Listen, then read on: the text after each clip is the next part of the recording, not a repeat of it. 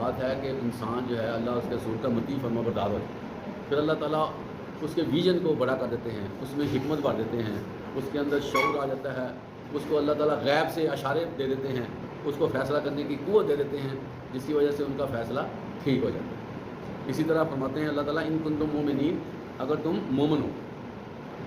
اب اللہ فرماتے ہیں کہ یہ جو باتیں تمہیں کہی جا رہی ہیں نا، اس پہ عمل کر لو، اگر تم نہیں کرو گے تو یہ چیز سامنے آ جائے گی، تم مومن نہیں ہو۔